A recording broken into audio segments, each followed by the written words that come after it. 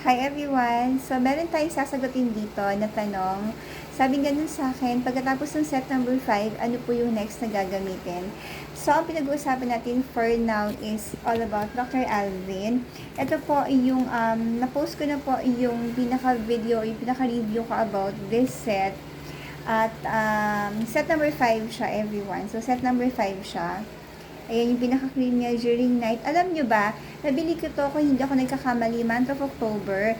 At ngayon is December, I think, 11. Ayan, December 11, 2025. Para pag binalikan ko itong video na to, alam ko kung kailan ko siya ginamit. So, yun nga po. This set actually is ito yung pinakamatapang na set from Dr. Alvin. At alam naman natin si Dr. Alvin is really good pagdating dun sa skin problems natin like kalihawan. Nakikita niyo yan? Yan yung mga na pag, alam mo yun, na pag-iwanan ng pimple. And I'm still working on it.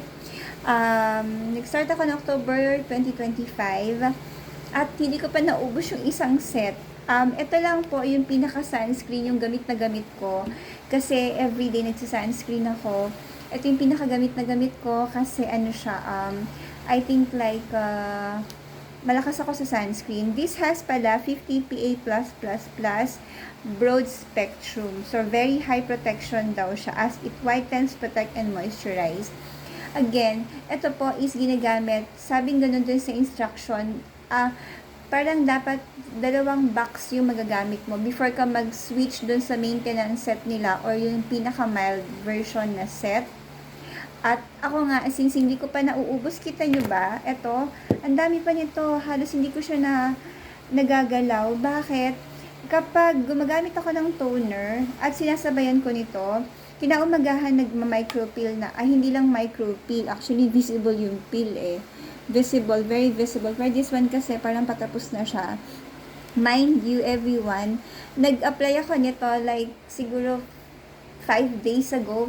Pero, kinabukasan nag-peel na siya. Tapos hanggang ngayon nagpipil pa siya. So, paano ko siya gagamitin as in everyday? Again, ito po is may instruction on how to use the product ha. Kasi, ang set number 5 is ito yung pinakamatapang niya. So, ito as sinasabing ganun, kailangan talaga siyang gamitin ng may mga tagihawat, as in may mga melasma, as in may may concern talaga sa skin. Ang good thing lang dito, hindi naman na siya ako tinagihawat ulit. Yes, and I hope na hindi na talaga siya bumalik. Kasi, ang nangyayari, kahit hindi mo siya galawin, hindi ko lang sure kung nagalaw ko siya or hindi. Pero, ayan ang nangyari. Ayan siya. So, again, ito po is kailangan siyang gamitin for 2 months and meron pong instruction kung kailan mo siya pwedeng gamitin. Okay?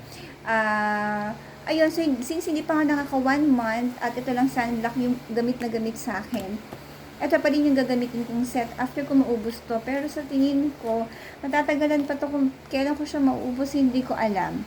So, after nito, again, ang pinaka sagot natin dyan is maintenance set po. After ng 2 sets of set number 5, maintenance set na po yung next niya. That's again for 2 months and then saka tayo mag-switch dun sa panibagong set. But for now, hindi ko siya mapapakita sa inyo kasi hindi pa nga ako talaga tapos sa set number 5. At ano nga ba masasabi ko dito sa set na to? It's okay for me. Nakasundo siya ng balat ko kasi hindi naman na ako ulit pinagihawat ng bongga. So, ayan po yung pinakabalat ko. Wala tayong ring light. Ano lang to, sinag ng araw. Ayan siya. So, hapon ako nagfi-film.